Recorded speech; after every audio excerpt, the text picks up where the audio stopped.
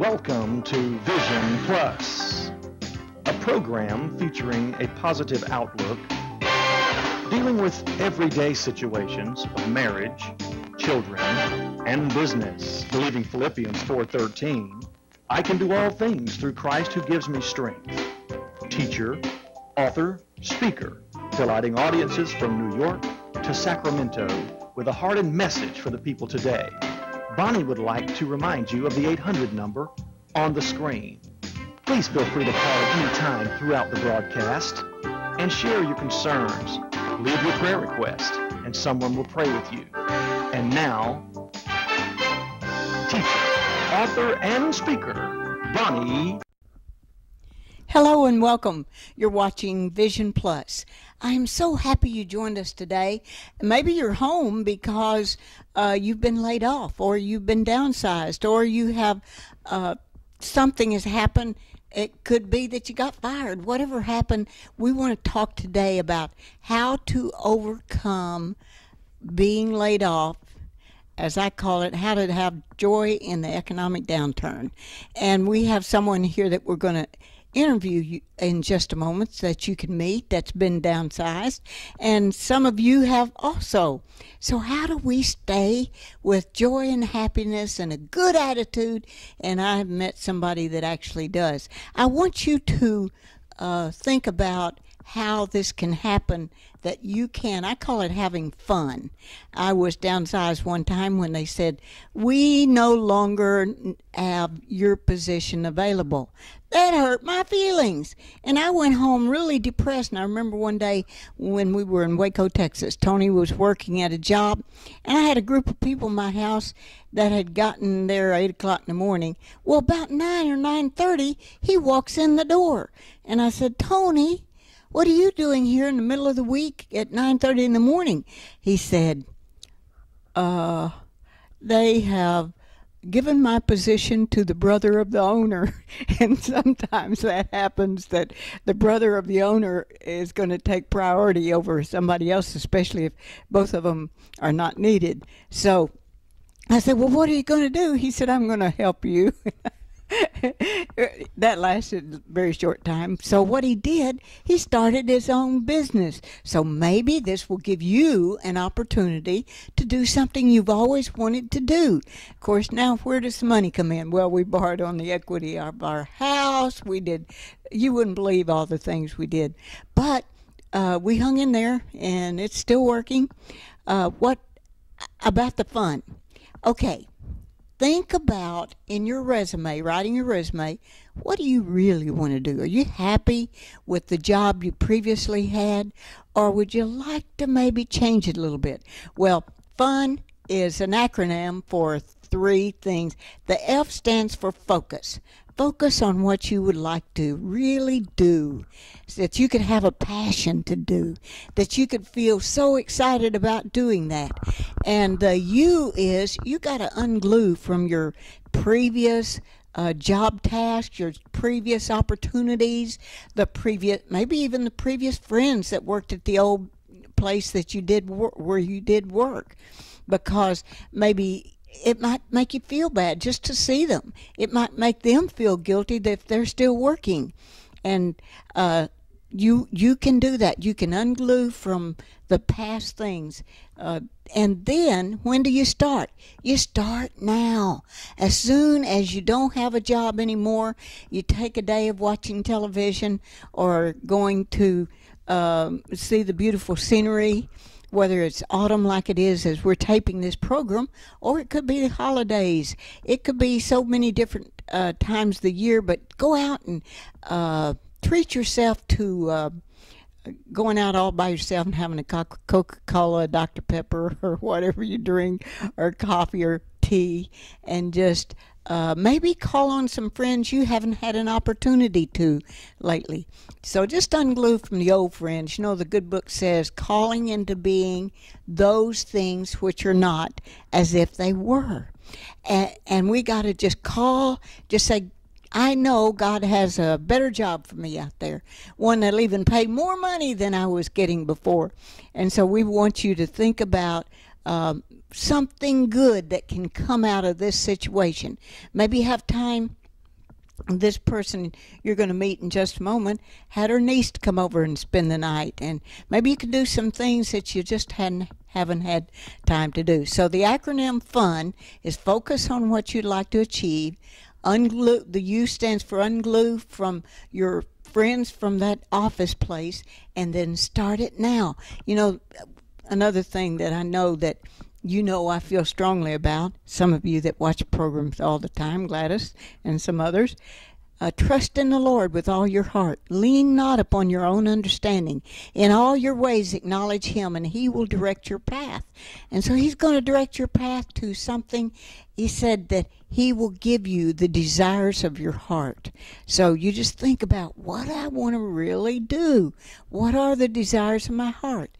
And this can happen that this will be sometimes I think my daughter that has breast cancer has said this is about the best thing that's ever happened to her, in a way, because it's helped her to focus on what she really likes doing, and how she went from 130 pounds down to 112 pounds.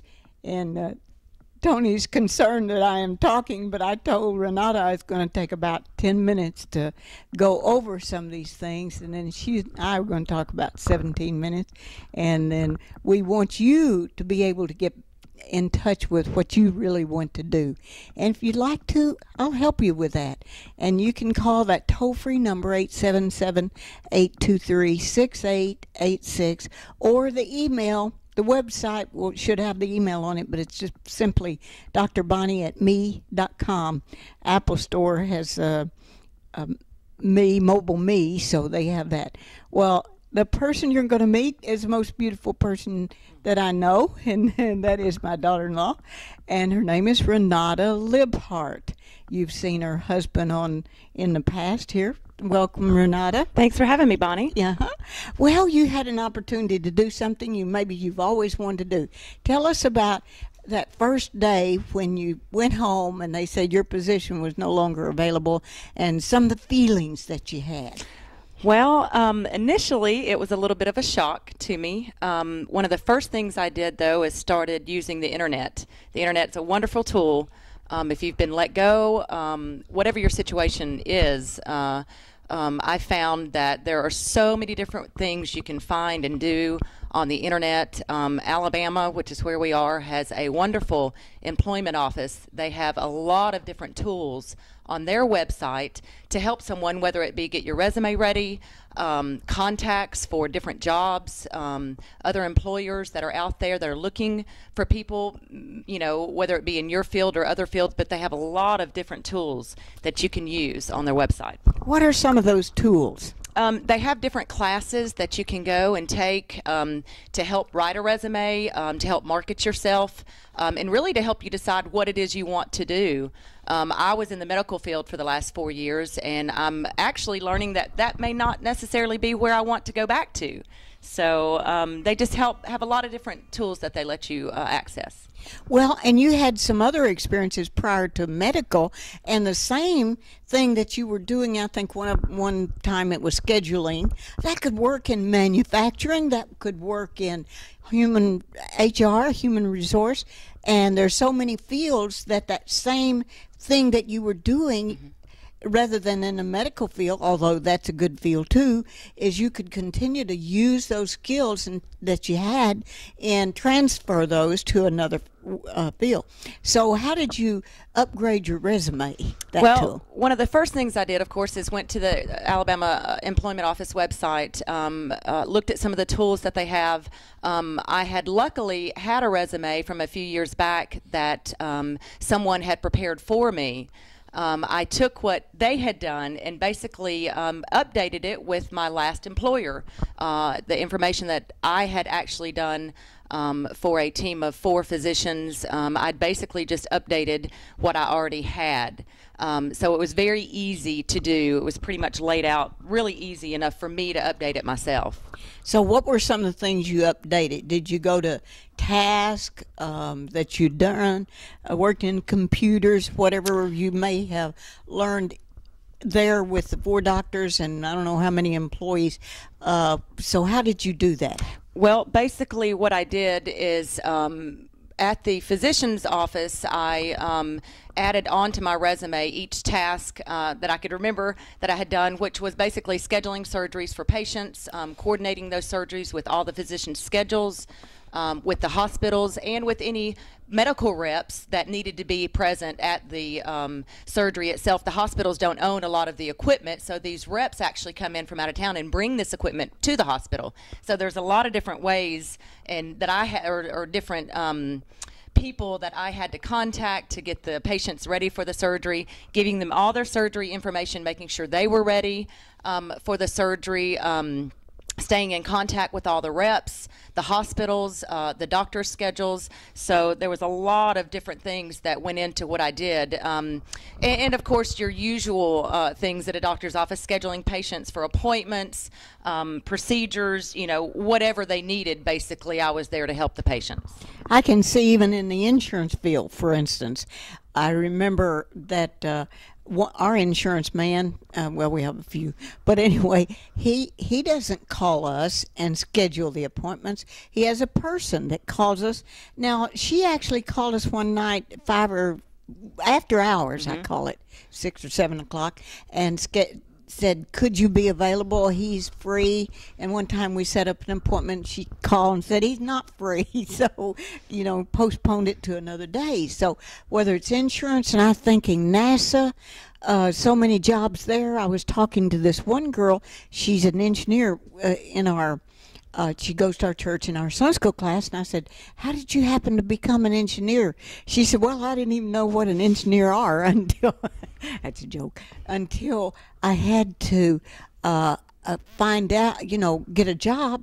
And she said, I found out that they paid for my education if I would go do that. Wow. And I know the Christian Women's Job Corps is another one that will pay for 2 years of additional skills that you might have, or better in the computers, or if you want to maybe just work in HR, because HR, human resources, is a big field. I know my neighbor across the street, she was given a job at NASA for, started out at $75,000 a year. So it's a very large field doing exactly what you were doing. Absolutely. And so there's a lot of, but you think, well, but that's not medical. And it can be, the medical can transition for working for doctors. I call it private because it's not a chain, or it's not a hospital, not a true clinic, but you could transfer those same skills to those other fields. And I know even in our real estate, our office at Capstone Real Estate, they have a person that does what you do. Mm-hmm. So you could go to a large real estate office and they schedule the appointments for when the photographer goes out to take the pictures, for getting in touch with the MLS, the Multiple Listing Service, and HAR, we call it Huntsville Association Alabama Real Estate Area Realtors. So you think, well, man, medical's not real estate, or medical's not NASA, but the same skills are needed. Sure. And even in the National Speaker Association, we could just have you going around talking about how to update your resume. Mm-hmm. That's a big thing. You Absolutely. Could start your own little business of teaching people what you had to go through to learn to look for a new job. Mm-hmm. So, and I think another thing that I've seen in you is your attitude is so good. How do you think you have had an attitude? Because it's taken both salaries just to meet all the bills.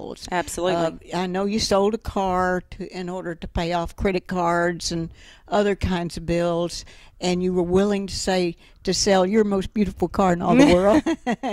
And so how do you think that you're going to be able to hang in there and have a good attitude? Well, I think for me, I had a lot of support from my husband, and honestly, I think it's an opportunity for me to really figure out what it is I want to do. In the process, I've actually seen several openings for personal assistants, and for me, I really think that's what I would be good at. I'm really good at making appointments. I'm really good at telling people what to do, when to do it. So I just, I think it's a good opportunity for me. Obviously, I didn't ask for it, so it's not something I was looking for.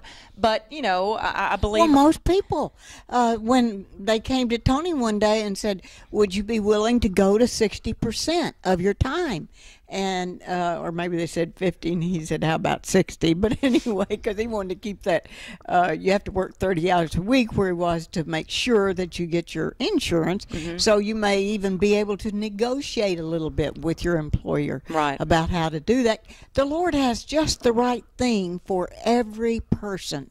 And also, I think of people when they lose their job, I get it from Luke 11, 12, 13, 14. I know when you grew up, your grandmother went to, I think it was what kind of church? A Pentecostal church or Presbyterian. Something? Presbyterian. And anyway, you learn some of these things, and that says, have faith in God. And if you look at it my dad knew Greek and Hebrew, and he said it's really have the faith of God, that even this mountain shall be dissipated, this mountain of not having enough money, this mountain of being laid off, downsized, whatever that is that's happened to you, or a serious illness, the D words, I call it, that for us, it was a death in the family, drugs in the family, divorce in the family. We've had all the D words, despair, depression, and all of those go with sometimes being laid off. But even this mountain shall be dissipated and cast in the sea, and that you will have what you say. So I think one of the most important things that you can possibly do to encourage yourself is to say encouraging words. To say, I know, just like Renata has said, I know I may get something I like better. Personal assistant is so needed in the real estate field, in the any field you can think of. There is no field that a personal assistant is not needed. I know the people that do my hair, Elaine Hardy, she has a personal assistant. She needs to stay doing her work. And so a personal assistant, I think you could just start your own business of being a personal assistant to someone and have show people how to get their own, train the personal assistant. How would you be a personal assistant? Give me a hint in the real estate industry, for instance. Well, in the real estate industry, I've never done anything in the real estate end of it, but as far as a personal assistant is concerned, you could do their paperwork for them. You could show them what new listings are out there. I really can't think of anything else. That's exactly it. Making appointments. And keeping up with those appointments. To say, do you realize Renata Libhart's coming over Monday morning at 10 a.m. for a television interview? You have to have, and then... let's see, Mike Detrimendy is coming in at 10:30 for another television interview. And keeping up with that, the person, I don't know about Tony, he's better at it than I am, but you have an Apple appointment at 1:30 this afternoon, whatever it is. Apple meaning training for the Apple computers, because I'm challenged. I got, my brother had passed, and his wife gave me a little sign that says, "Oh Lord, help me and this computer get along and understand each other." So, and you're really good at computers, and I apologize to you. I asked her to come over and help me one day, and then I couldn't get back because I was listing a house. So she typed things into the computer, and I think she even vacuumed a little bit. I love that. My husband said, "Did you realize that she vacuumed for thee?" I said, "Well, I didn't ask her to do that." But that really helped, because we had people coming in, and so we have a Bible study here every other Wednesday night. So it's not easy to keep things tidied up, so that was good. But I don't think most personal assistants get into that part of the job. But I just want to encourage you, if you have been downsized or lost your job, or in any way you are not doing the job you were doing, and about half the people, a lot of the people in our class, in fact, work for Chrysler. It's not called Chrysler anymore, has another word, and they're going to be they're continually being downsized, and by the middle of next year, unless a miracle happens, all of them will be gone. Wow. And but there's others that are growing. Companies, like you said, personal assistants, and real estate's supposed to be 22,000 homes needed by the black people, according to one of the magazines. I was reading the statistics. That includes the houses on the market now. But I wanted to know about how you started out. Let's just recap some of the things that you did when you first got downsized. What did you do that day, and how did you keep a good attitude? Okay. The first thing I did was I went to the Alabama employment website. Well, actually, I went to their office, gathered some information, went home, immediately got on the internet. Excuse me. Got on their website, the Alabama Employment. I used to think it was the Unemployment Office, but it's called the Employment Office. And I accessed some of the tools that they have available as far as showing you how to update your resume, what points, your strong skills that you definitely want to outline in your resume. I did that, updated my resume, and I immediately started getting that information out via the web. I saw several job postings. I went to alabama.com or al.com, posted my resume to several different positions there, and now it's just a waiting game. Mm-hmm. So, but that was one of the first things I did is access the internet. It's a wonderful tool. Well, and you were available. Not available is not what I'm looking for. You would allow yourself to go, like you helped me in the computer. Mm-hmm. You helped me in we're getting our house ready to sell, and you were helping me and your husband do some of those jobs. Mm-hmm. So there's a lot of things that you can do that you might just work here a day, there a day, or a week, or a couple weeks doing something else, mm-hmm. but you're getting money, you're getting paid for that. Now, how did you have a good attitude about it? I know I asked you that, but I wanted to recap that because that is the hardest thing, not to go into depression and curl up in the bed and cover your head. Right. That's the last thing to do. I personally believe where God closes one door, he opens another. And that's just the attitude that I've kept. I think it's very important to keep a positive attitude. Otherwise, if you go to interviews and you seem depressed, that's going to show mm-hmm. in all the interviews. So to me, it was just very easy. I didn't think twice about it. It didn't bother me. I really felt like it was going to be a good opportunity for me to maybe find something that I liked better. Mm-hmm. I know that Ashley actually quit one job because she wasn't, after 3 or 4 years, she wasn't happy, that's your niece, with the treatment of the owners. And they were hiring a lot of illegal aliens, and she was afraid, something's going to happen there. I saw in the paper where 3 owners of companies had to go to jail because wow. They hired illegal aliens. So she didn't want to be in that mix. So she came and she was willing to work for me in the computers assistant for a while, but she saw another opening and she went there, a new business that's opening, mm-hmm. so now hiring. She went over there, and lo and behold, 500 people had applied for the job. They wow. called her back for another interview and another interview and another interview, and she was getting ideas like you from you about how to apply for a job. And I remember after finally she said, "Oh, I got hired." And so she was real happy about that because she goes full-time to school too, mm-hmm. and then works really 2 other jobs. But I said, "Well, how much are they going to pay?" She said, "I didn't ask them that." "And how much are you going to, do you have benefits?" "I didn't ask them that." And I think that's an important part of interviews. Sure, absolutely. Is you can't just go in looking like, "Oh, I want to know how much you pay. I want to know what my benefits are." Mm-hmm. But you need to, that comes. You can need to get hired That's first. part of the negotiation, absolutely. Yes, so get hired first. So just to recap, Renata Libhart was downsized, and she, so we want to tell our people viewing, I know you said, well, we already said it once or twice, but let's go ahead and just recap again what you did. You first went home that day, and you didn't curl up in the bed, and you didn't call Mommy in Knoxville and say, boo-hoo. In fact, your brother owns a business. He said, well, you can come to work for me. And you said, well, let's wait till the first of the year, and I'll think about coming to work for you. Right. No, he's a sweetheart. But go ahead and tell us just the steps again. Number one, the first thing is to resource and use all the tools that the Alabama Employment Office has to offer. That is very, very important, I feel like.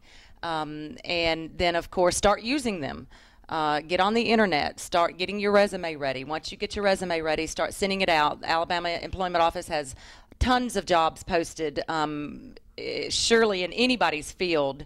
And then, of course, start thinking about if that's really what you want to do, what you did before, whether it be in the medical field, whether it be in outsourcing, which is what I did before I worked in the medical field, HR, those kind of things, and just start posting your resume.